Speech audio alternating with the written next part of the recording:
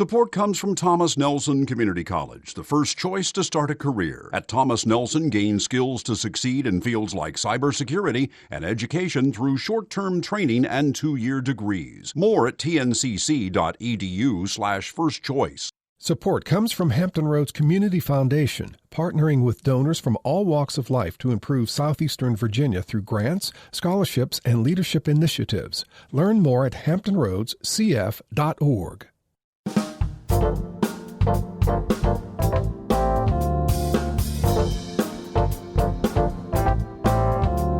Hello, everyone. I'm Barbara Ham Lee. What image comes to mind when you think of a philanthropist? An older, rich white man or woman with lots of money to spare? A tech giant who takes social responsibility seriously? A Hollywood mogul? Professional sports figure? Does an African American come to mind? In fact, even African Americans don't think of themselves as philanthropists. They just give. And that's the topic of Another View today, the results of the Giving Black report, just released by the Hampton Roads Community Foundation. What researchers found may surprise you. Vivian Oden and Nicole Cleveland are standing by. Stay tuned. Another View will be right back after this news from NPR and WHRV News.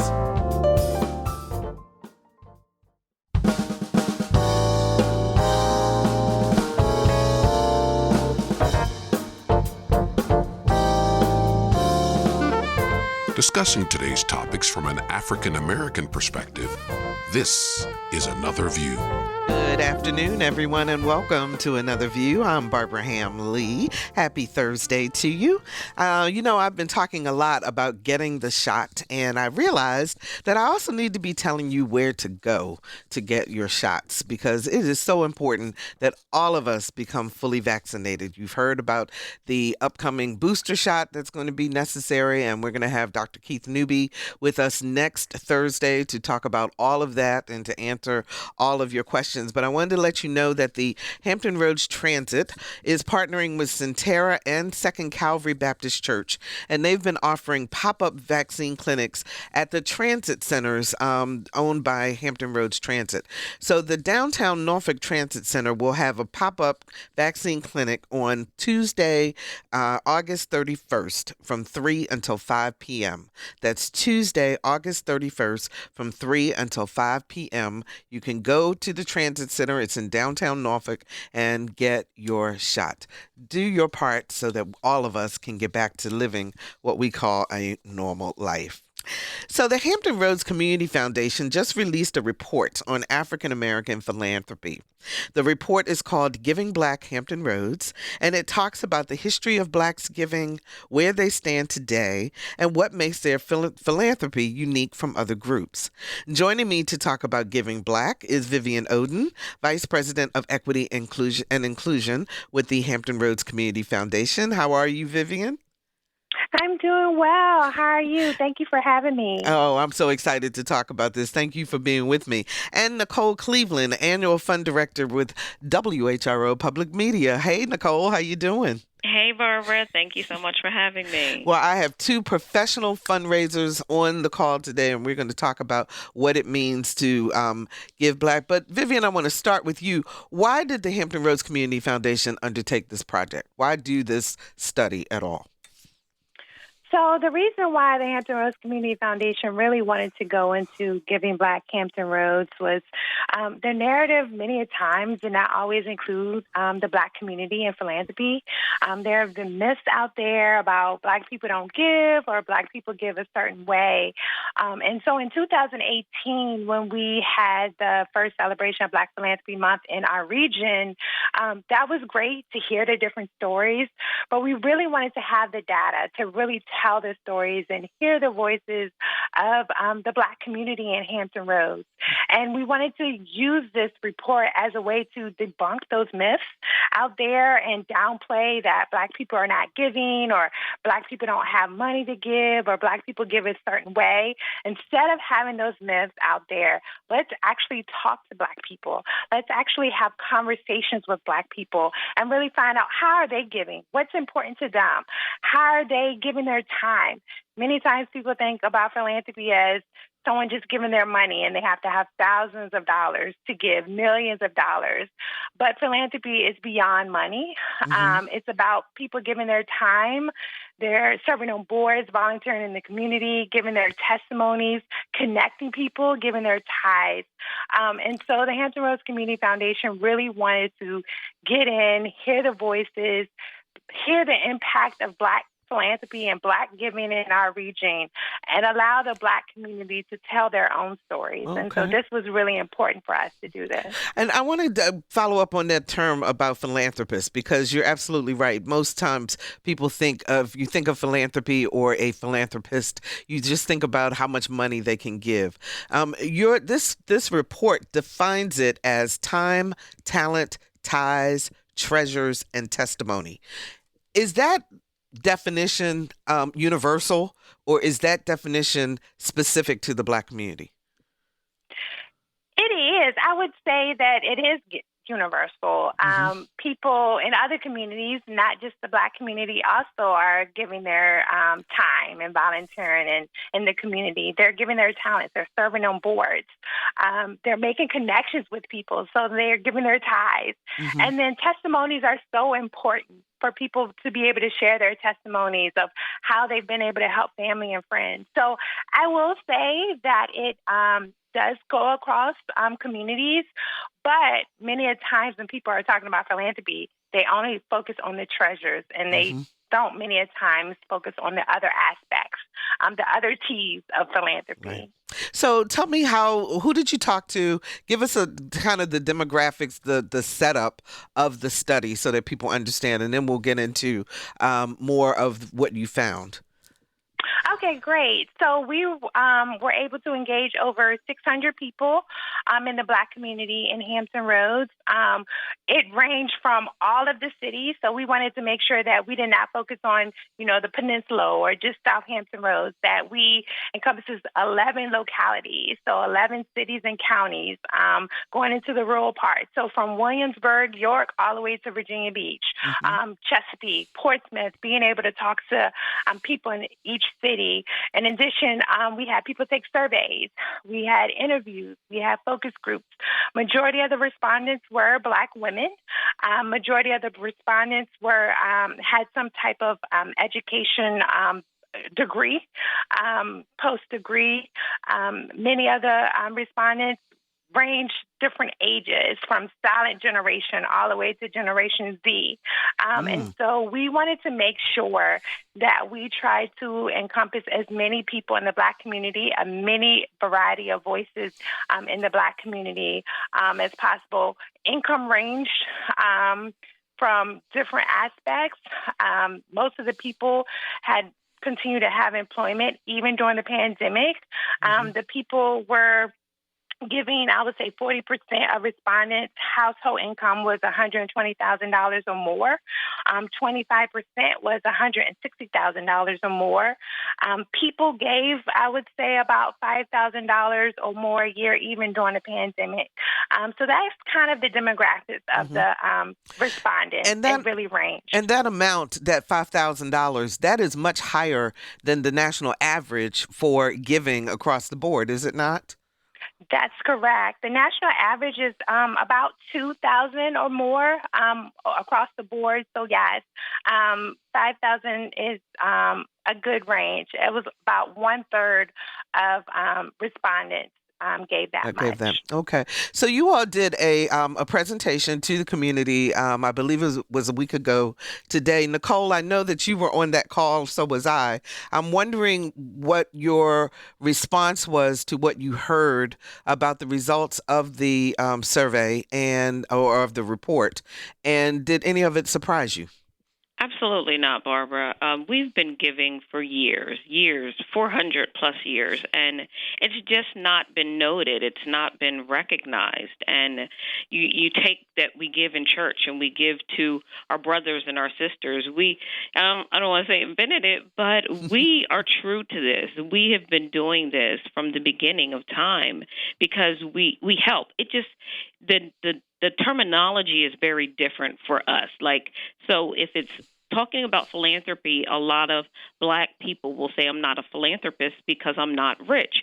But when you're giving your tithes, when you're giving your offering, when you are giving to someone that's going back to school and needs textbooks, how many of us have participated in helping someone raise money for a funeral? That's giving. That's just not noted. It's just not recognized.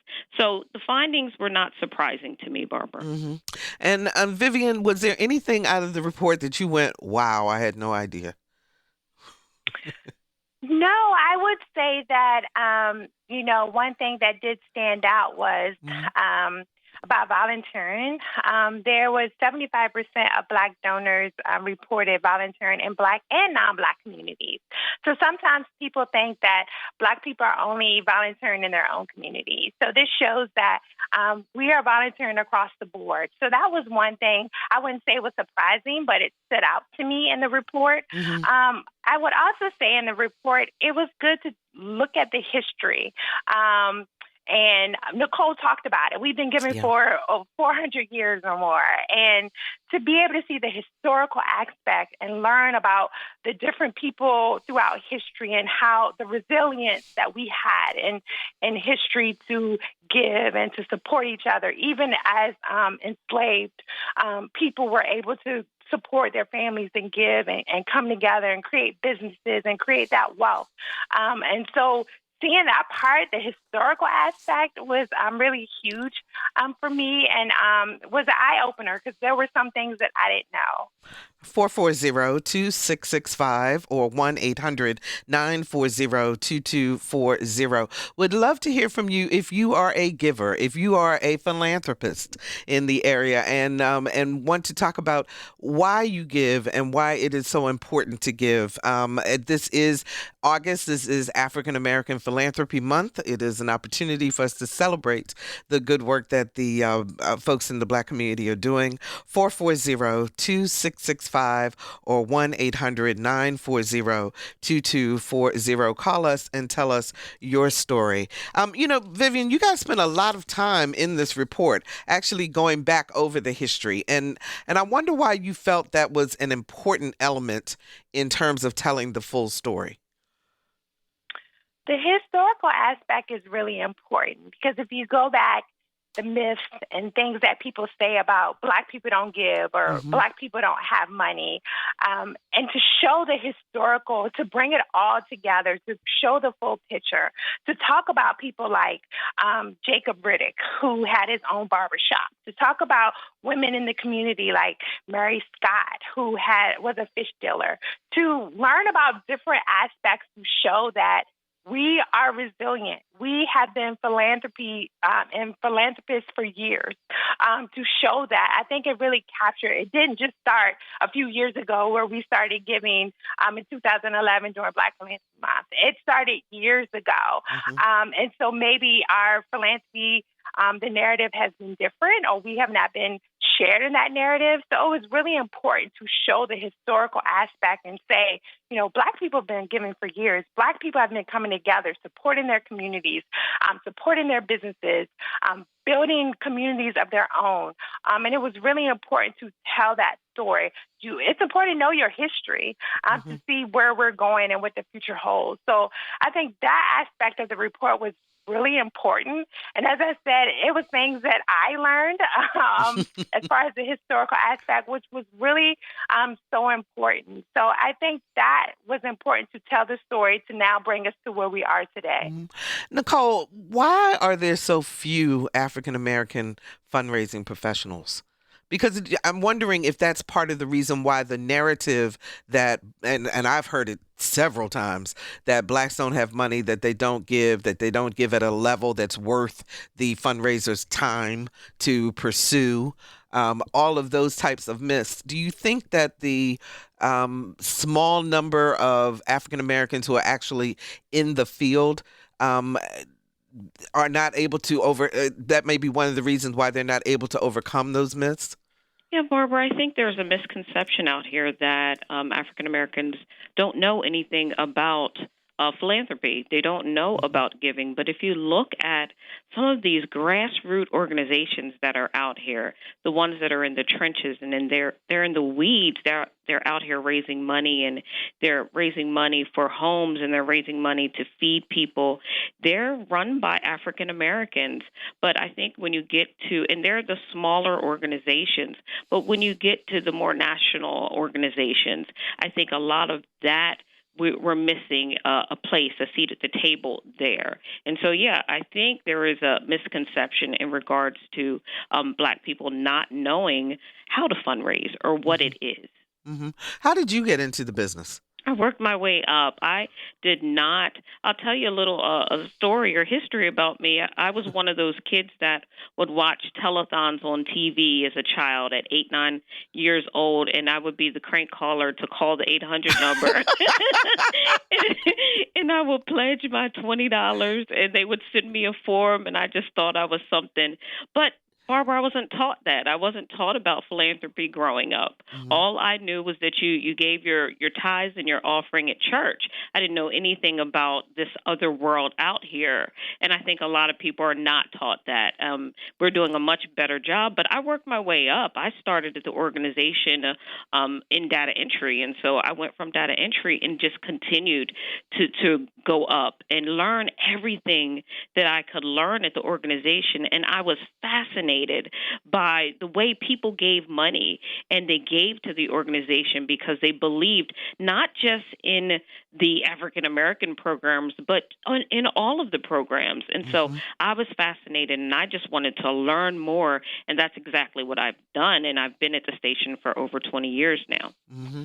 So, Vivian, one of the things I think is another myth is that Black people only give to Black causes.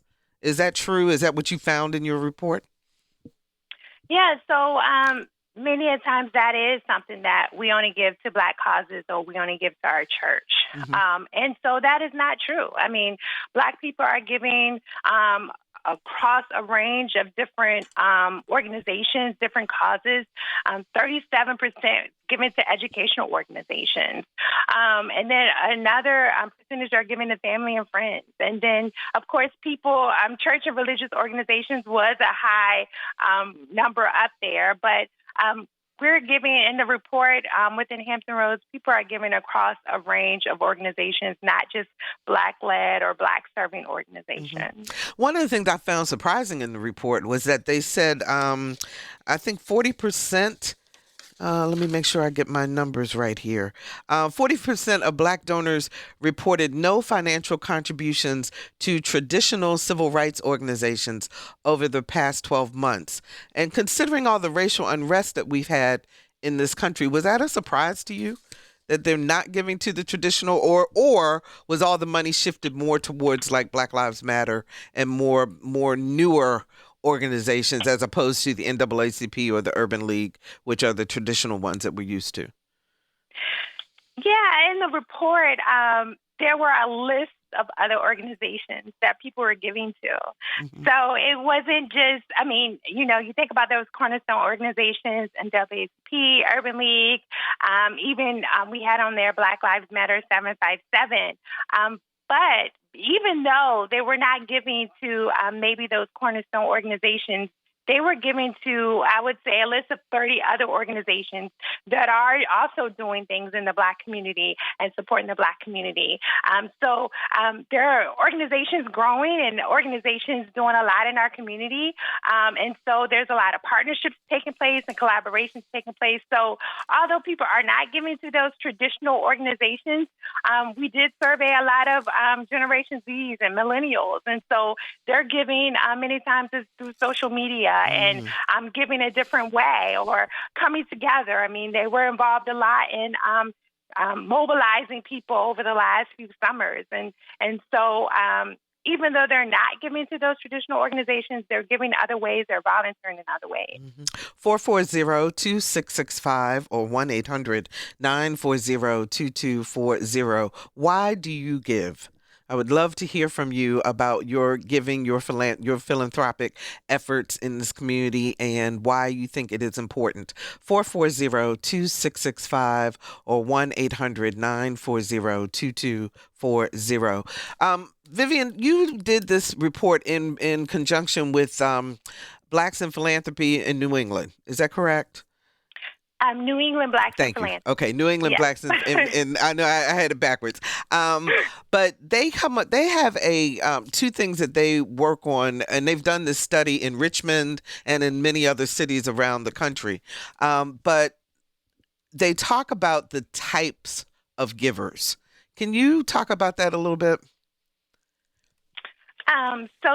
So they did a study in Boston and Cincinnati, and so they talked about the different givers, whether people are giving to cornerstone organizations or whether they're giving to their churches, and so they really kind of broke down the different givers and different things in our particular community and how we're giving. And so they talked a lot about within the Hampton Roads region. Many of the respondents, they were attending church a lot of times, even through the pandemic, whether it was traditional, whether it was in person or virtual. They were attending church many a time. So they were different types of donors. And so they talked about that they were sanctified and kinship donor types. Mm-hmm. And that was the type of donor in Hampton Roads, a kinship and donor type. So kinship, meaning they're empowering the Black community, meaning that they are coming together as a community, meaning they're giving their time and their money equally as viable. They're giving for the betterment of society. And that they also talked about, as I mentioned before, that they are attending church regularly and during the pandemic. So in this region, they talked about us being sanctified and kinship donors. Okay. And so sanctified, living out the faith and kinship, empowering the Black community. Most of the donors said, though, that whatever happens to the Black community, regardless of their income level, most of them said that whatever happens to them and the Black community, they're all intertwined. Is that correct? Yes. So they talked about linked faith. Yes. And that whatever you think that's going to happen to other people in the Black community, it impacts you. And so you're connected to that. So many of the respondents in the survey felt, or in the research project felt, that they were connected to other Blacks in the community. So if something happens to them, if they're not successful, if they're not able to build wealth, then it impacts them. And so that was one framework that New England Blacks in Philanthropy uses, is the linked faith framework. Did you notice that there was a huge difference in the way and the types of giving based on someone's age? So in other words, was the silent generation and the baby boomers, were they closer in terms of the methodology they use, the amount of money they give, how they give, why they give, versus maybe Generation X and millennials and Gen Z? So there were a range. I know with the younger generation, wealth planning was huge for them, and that they were even starting to think about that in their giving and the way they thought about giving. And so that was huge. The older generation, they thought about wealth planning, but it was on a different level. So I think with the younger generation growing up in the times now, seeing everything that is going on, being impacted, they are really looking about building generational wealth and thinking about that. And so that was one thing that stood out in the report to me about how the younger generation, Generation Zs, are really thinking about, even millennials are really thinking about wealth building and wealth planning, and seeing that as something very important and how they're thinking about their giving moving forward. And Nicole, I wonder, as from your being the annual donor manager here at HRO, do you notice a difference in the age in terms of how people give? Absolutely, absolutely. We're more online. We're more giving online, and what we find is that younger individuals don't give like the older generation. So a lot of times, in the past we've had memberships, and we've found that some people just don't want to be a member, but they want to support the cause. So they want to make their donation online or make it via social media networks, and then go to the next cause that they want to serve. Okay. If you're just joining us, we're talking about African American philanthropy with Vivian Oden, Vice President of Equity and Inclusion with the Hampton Roads Community Foundation, and Nicole Cleveland, Annual Fund Director with WHRO Public Media. Let's talk to Carrie in Norfolk. Hi, Carrie. You're on the air. Hi, Barbara. I love this show. Thank you. I work with the Millers Foundation, and we're a funding agency. We're a funding foundation in Hampton Roads. Mm-hmm. And I was really struck. I can't wait to read Vivian's report. I haven't seen it. But I was struck by a grant station study that was done in 2018 that said that 75% of large charities get corporate grants, but only 34% of small charities get corporate grants. Mm-hmm. So the Millers Foundation has really tried to focus on smaller charities that are, and a lot of them are women-led and minority-led. And I think that we've done a good job of trying to attract diverse applicants by making our application only 2 pages long, and our end of the year report is 1 page long. Mm-hmm. So we try to eliminate barriers for small charities. And I think that by being bold and not focusing so much on capacity building and the capacity and the longevity of a charity, we're kind of sticking our necks out to look at some of the newer charities, some of the smaller charities, and the grassroots organizations. And by that, I think we're opening ourselves up to fund more diverse charities, women-led and Black-led. And I've been really happy with some of the agencies that we've been able to discover by just simply sticking our neck out and making it easier for people to apply. Carrie, I'm interested into how you found the particularly minority and women-owned charities, because one of the things that another one of the myths is that, if you're not already connected, people don't know you and they don't know where to go to find you. So therefore, they don't offer that opportunity. I absolutely think that that's true. And so we have reached out to the Hampton Roads Community Foundation, actually, coattailing on some of their efforts to identify small charities. We really put ourselves out there through our partnership with the Millers Stores and Millers Energy to try to get out there and put our face out there a little bit more. And we are able to actually recruit applicants through, believe it or not, the people who work the registers at Millers Stores, because they'll, they're neighborhood based. And so people will come in asking them for donations, and they direct them to the foundation. I got you. And so okay. they're out there. So we're really, and then once we create a relationship with a smaller charity, we're putting them in our newsletters. We're asking them to come out to our events. We're doing all these things to actually get them out in the community a little bit more. And I know that at one of our events, one of our charities had set up a table, and she met someone, invited them to serve on the board. And she would have never done that. She wouldn't have had face-to-face. Right, had that opportunity. Right. Carrie, how do people find your foundation? We're millersfoundation.org. Okay, thank you very, very much. And we have an annual we do annual giving. Usually the application is released in March, and we make the decision. The deadline's in June, and we make the decisions in August. And again, it's a 2-page Google form, so we try to make it really easy. Okay. Thank you so much for the call. I appreciate that. Vivian, she brings up a very good point about how smaller organizations really don't have the connections, and larger organizations, Nicole, sometimes don't go after the smaller organizations to try to help them or to try to make that connection. I guess my question to both of you as fundraisers is what do you suggest organizations do to connect and to reach out so that people know that they're there and know what their needs are? Let's start with you, Vivian.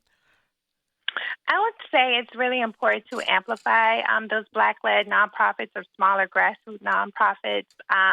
She's right. I mean, there was a study out there showing that they were not getting the funding in the community. I know one thing in the study, it talked about Black-led nonprofits, information being accessible. And so one thing we were pleased at the foundation to receive a $1 million grant from Facebook to be able to support Black-led and Black-serving nonprofits in our region. So we were able to support 30 nonprofit organizations over the next 2 years to support them, to help them with social media, with marketing, and with different aspects of the organization, because they're on the ground, they are connected to the community, they are doing good work. And many of them are volunteers. And so they're just trying to get the work done. They're just trying to serve the community. So it was really important for us to reach out and make that connection. So I just encourage other organizations to look for partnerships, to reach out and see how they can connect, reach out and see how they can even invite Black donors to the table and have those conversations and listen to them and build that trust. I think it's all about building trust, whether it's with the Black-led nonprofits, smaller groups, or Black donors. You really have to build trust in the community to be able to bring them in and support them, or bring donors or Black board members onto your organizational board. So I really think trust is important, and I really think it's important to just reach out. I mean, we reached out. Let us know if you're a Black-led nonprofit. And that was really important for us to just reach out and have information sessions. She talked about making applications easier for people to complete. I think that is really important, taking out some of that jargon in applications and create your information sessions where people can ask questions and being accessible. We have drop-in days the first Thursday of each month. So I really think it's about being open and being accessible to the different organizations in our community. So Nicole, I've had people ask me all the time, when they're looking for board members, when they're looking for minority board members in particular, and they go, I don't know anyone. Can you help me to find someone? What do you suggest organizations do, people within those organizations do, to open up their circles? Because clearly there are tons of African Americans out there who can give and give at the levels that they expect in terms of being able to participate on a board. Absolutely. I just really believe that they have to be more intentional. You've got to be intentional about putting them at the table and going after African Americans. I can remember years ago, I used to sit on the board of a homeless shelter, and I would sit at the table, and the majority of the people around me were older, white individuals with money, but the people that they were serving were African Americans, and so they really couldn't put they didn't understand, really. They just were coming at it from a different point of view and not really understanding. So it is so important to be intentional about reaching out and going after individuals, because they're out here. They have to just know what the need is, and they have to be willing to bring them on board. And we have to really relax on some of the criteria. I think a lot of times we're going after people with money, right? Those organizations just want people that have deep pockets, but it's not just about having deep pockets. It's about what the experience they bring to this table and what can they give back. One of the other things also when you're reaching out is also making sure that you make the person feel comfortable once you bring them on your board. Absolutely. Because Absolutely. That's the other end of it, because it's not enough to just have them sitting at the table, but to actually intentionally be inclusive in terms of information, in terms of allowing them to participate and all of that. Vivian, do you agree with that?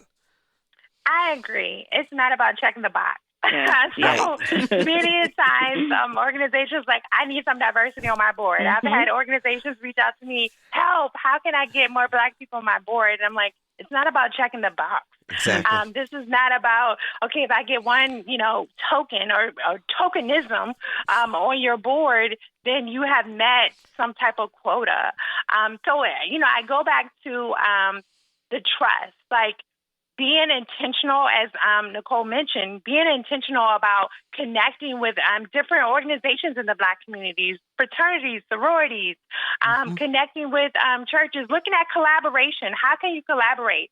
People want to know that you are authentic, that this is real, that you really want us on your board because you really want to hear our voice, not to just say that you have a Black board member so you can maybe get a grant because you have to meet some type of diversity total or number.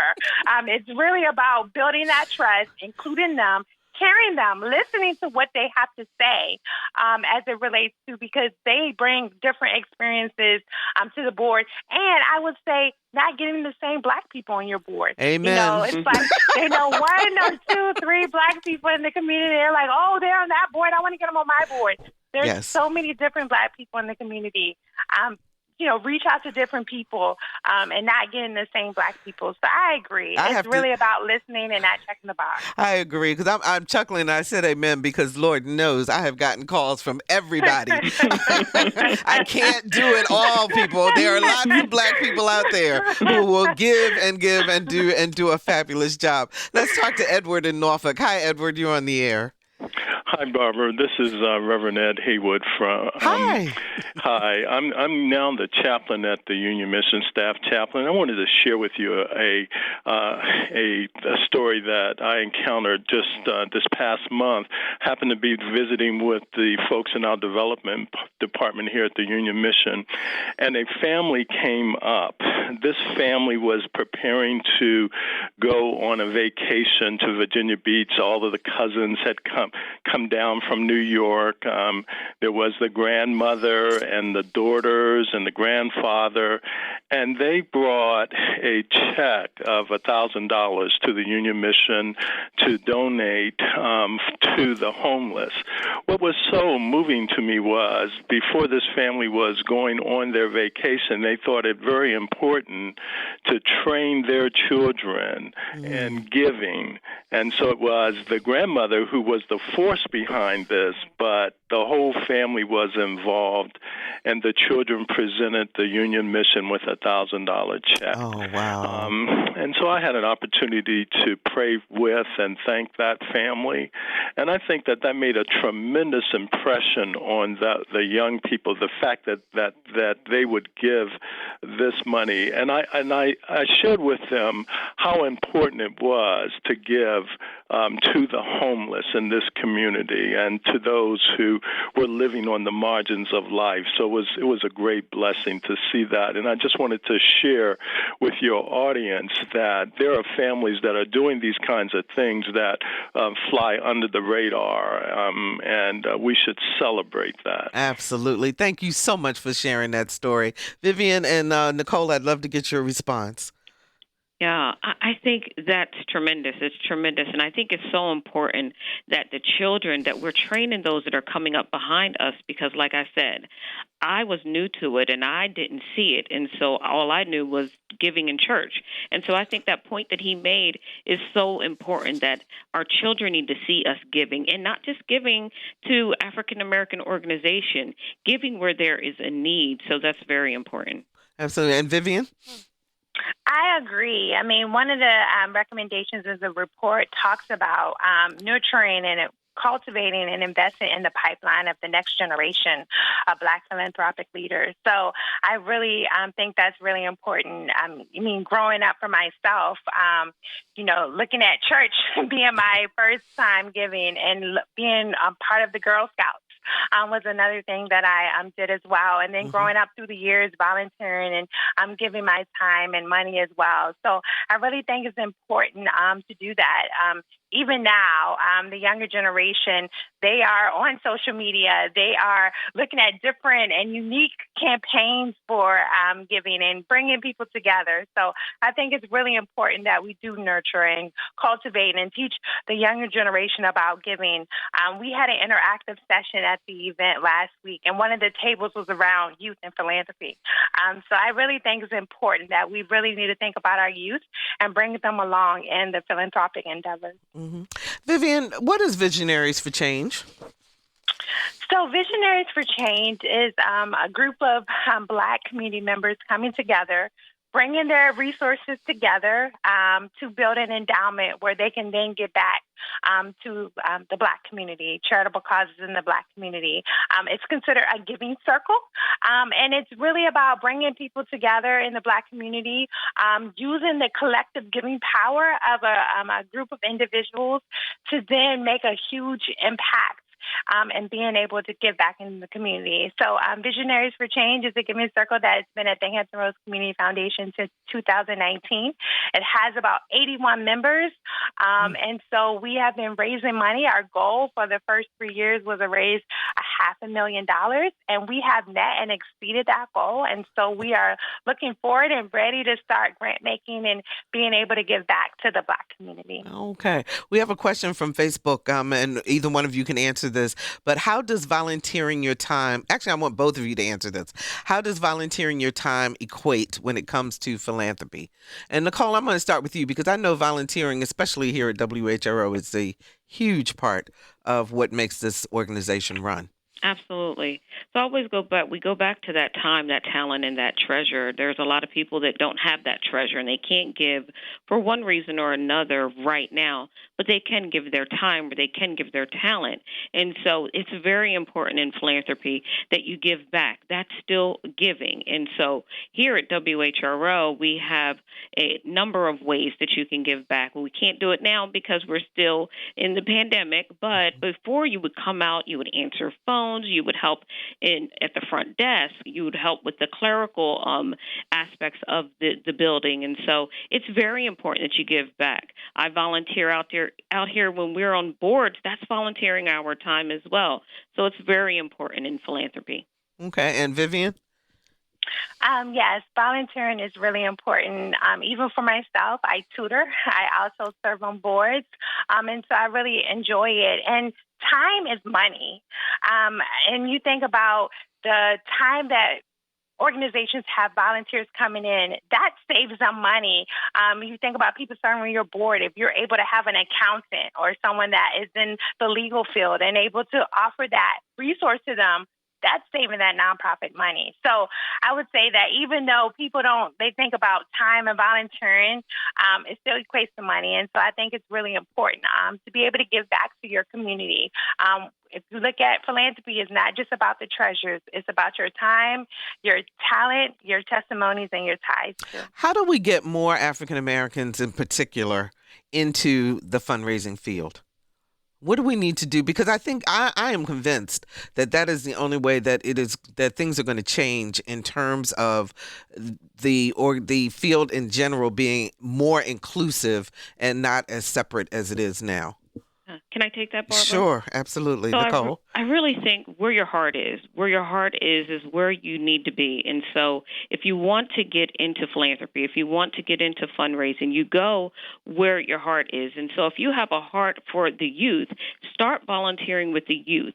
Start making a difference in the lives of a small organization that's out here or a big organization that's making a difference in the community. A lot of times individuals will start an organization not knowing that there's 10 and 15 of them already out here. So I think it begins with starting where your heart is. Go out there, volunteer, really let them know what you would like to do, and then just start right there. Okay. And Vivian, any suggestions on how we get more African Americans into the fundraising field? Yes, I would say partnering with different organizations out there, talking with HBCUs and going out there and people, you think back to the car salesman who's asking you for something. Many times people don't want to ask people for money, and so that can be intimidating. But if you have a passion for it, if you have a passion for a particular cause, whether it's education, whether it's helping to feed the homeless, that passion comes across, and you're able to be able to ask people to come in there. So I really think it's really allowing people to understand what is philanthropy and what does that mean to be a fundraiser. And so going out there and being intentional with different HBCUs and high school students and volunteering and bringing them into the field and letting them know what is philanthropy all about and what does it mean to be a fundraiser. Well, since I have two professional fundraisers on the line and I have 4 minutes left, left. I'm going to give each of you an opportunity to talk to our audience about your particular organization. So, Vivian, I'll start with you with the Hampton Roads Community Foundation. Tell us, first of all, where we can find this report, because I think every fundraising professional needs to read it and become aware of what it has to offer. And then tell us a little bit about how people can get involved. You got 1 minute. Yes. So the Giving Black Hampton Roads report is on our website at hamptonroadscf.org. That's hamptonroadscf.org. The Hampton Roads Community Foundation, we are always having community events where people can come out. They're free. People can be involved, whether they're virtual or in person. So I encourage people to continue to follow us. Go to our wesite, follow us online, on Facebook, on social media. In addition, if you are interested in learning more about Visionaries for Change, go to their website, visionariesforchange.org, and join other Black community members in the community making a change. That is fantastic. That is Vivian Oden. She is the Vice President for Equity and Inclusion with the Hampton Roads Community Foundation. And you want to go find this report on their website, hamptonroadscf.org. Thank you so much, Vivian. And Nicole, you get the last 2 minutes. Thank you. Last minute or so. Wonderful. Thanks so much, Barbara. And if you're out here and you're listening right now and you love Another View and you love PBS and you love public media and you love NPR, it's so very crucial and it's important that you invest in what you're listening to right now. And so you can do that by becoming a member of WHRV. You can be continuing to support WHRV and Another View and the work that we're doing in the community. And you do that by calling 1-800-940-7170. 1-800-940-7170. And it's so important that you become a member of WHRO. Was that good enough, Barbara? Yes, that was fantastic. That is Nicole Cleveland, and she is our annual fund manager here at WHRO Public Media. Thank you so much, Nicole. And one of the things that Another View is doing, we have asked that small, minority-owned, Black-owned nonprofits send us an email with their information, and we are going to be doing a series of stories highlighting these organizations. So we need you to send us your information. You can send it to contact@anotherviewradio.org. That's contact@anotherviewradio.org. Thank you to those of you who have already sent in your information, and we will be in touch with you soon, very soon. And we will be right back.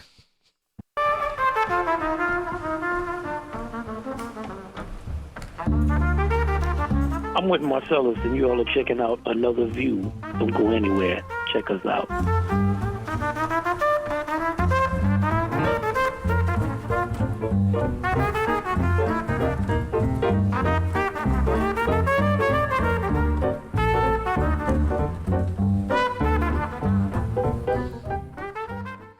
And welcome back. Another View has been following the boxing career of Keyshawn Davis for years. In 2016, we told you how the then 17-year-old captured the U.S. Junior Olympic Boxing Championship, and again in 2019 when his skills netted him a spot on the 2020 Olympic boxing team. For Keyshawn, it was a dream come true. That is, until the pandemic postponed the games for a year. Well, last week, Keyshawn finally got his shot, and now he's back home in Hampton Roads. He spoke to our Lisa Godley about his silver medal win and his plans for the future. For Keyshawn Davis, it was a moment he thought about for years. Here's what we know. There's 3 minutes to go to decide gold. Keyshawn Davis from Norfolk, Virginia in the red, Andy Cruz from Cuba in the blue. It was his time to go for the gold, and his opponent, Cuba's Andy Cruz, someone he'd faced several times before. He has fought Davis 3 times. He has won all 3 times against Keyshawn Davis. The 4th showdown, their biggest now, an Olympic gold medal on the line. But Keyshawn was ready. After all, he's been boxing since he was 9 years old. He says while other teammates expressed how nervous they were, he just wanted to climb into the ring. I wasn't nervous. I was feeling good. I was just feeling more than ready because I know I put a lot of work in training camp and stuff like that. So I was just ready to fight.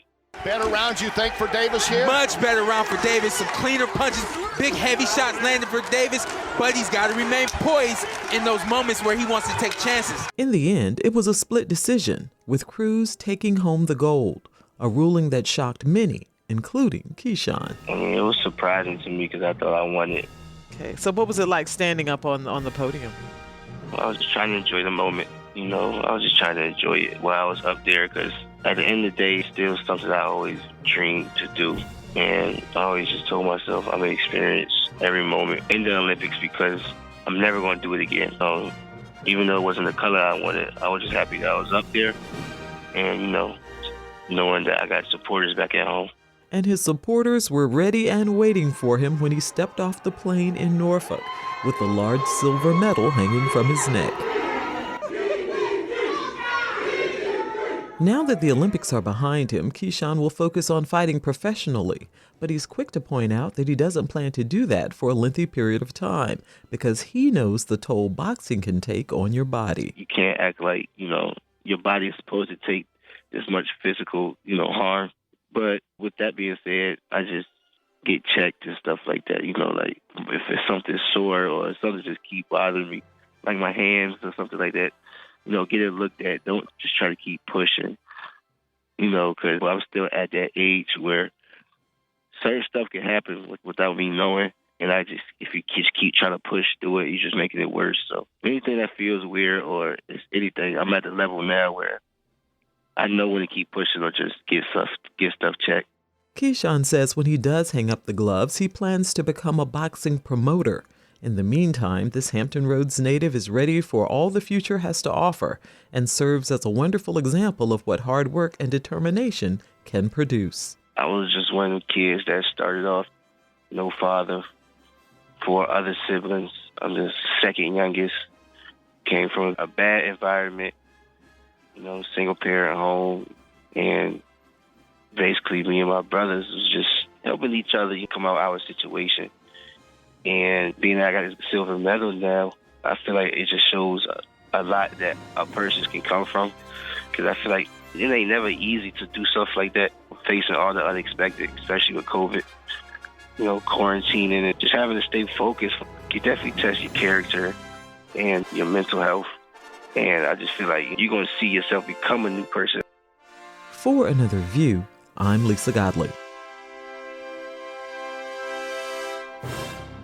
What an incredible young man. That's Keyshawn Davis. Now, Norfolk will welcome the boxer, Keyshawn Davis, home from the Tokyo Olympics with a parade this coming Saturday morning. Davis is the second Norfolk native to bring home an Olympic medal in boxing. Purnell's Sweet Pea Whitaker won the gold in 1984, also in the lightweight division. Now, the parade starts at 10:30 in the morning at Harbor Park, that's this Saturday, and ends at the Scope Plaza. Davis, his family, and city officials will speak at the plaza around 11:15. So come on out and welcome back Keyshawn Davis, who won silver at this year's 2021 Tokyo Olympics. And I cannot stop in this show without saying thank you to everyone who supports Another View with your time, your talent, your treasure, and your testimony. On behalf of the Another View crew, we are truly grateful. And I do want to remind you that you don't have to wait until pledge time in order to become a member and join us here at Another View. You can always call 1-800-940-7170 and become a member.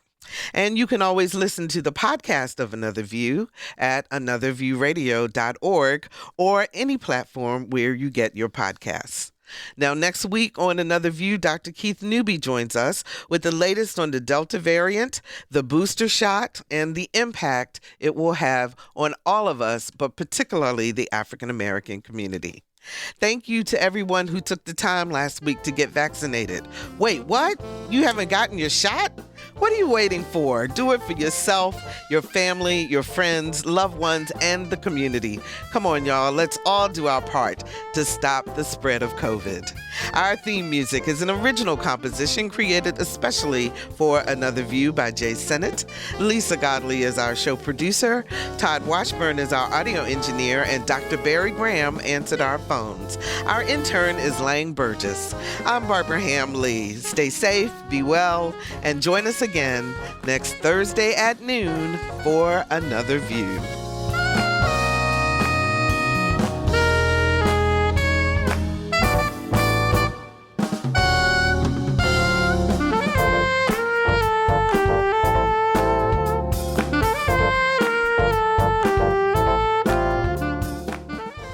Support comes from Thomas Nelson Community College, the first choice to start a bachelor's degree. Tuition is 1/3 the cost for the first 2 years of college. From there, students can transfer to one of Virginia's 4-year schools.